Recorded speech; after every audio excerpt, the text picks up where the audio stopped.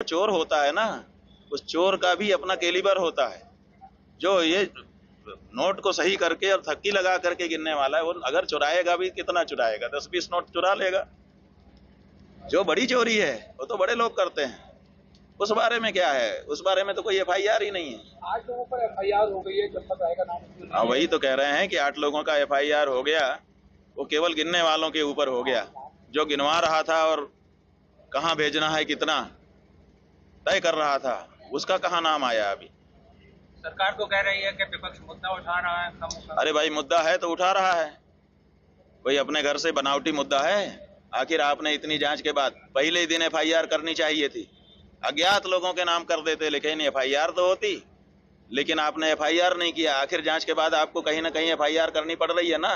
तो विपक्ष जो है कोई अपने घर से कल्पना करके मुद्दा उठा रहा है, जब उसको पूरा मौका आपके लोगों ने दिया है तब उठा रहा है। विपक्ष का काम है कि अगर कहीं गड़बड़ी हो रही है तो उसको रेखांकित करे।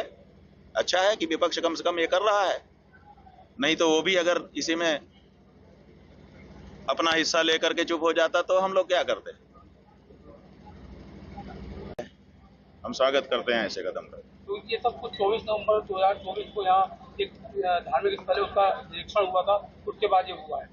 ठीक है, हमारा ये कहना है कि योगी की सरकार जब काशी में हमारे पौराणिक मंदिरों को तोड़ तोड़ करके फेंक देती है और उसकी मूर्तियां फेंक देती है, तब आप लोग ये प्रशंसा नहीं करते हैं कि इन्होंने बड़ा अच्छा काम किया। संभल में चूंकि मुसलमानों के कब्जे में है, तो मुसलमानों के कब्जे वाली चीज को आप निकाल करके कह रहे हैं कि हम बड़े तीर्थ के हिमायती हैं। और जो काशी में जो हिंदुओं के ही कब्जे में था, किसी मुसलमान का कब्जा नहीं था, वहां पे आपने मंदिरों को तोड़ तोड़ करके और मूर्तियों को तोड़ तोड़ करके नाले में फेंक दिया, तब कहाँ गया था आपका हिंदुत्व? आप केवल संभल से प्रशंसा पा जाएंगे?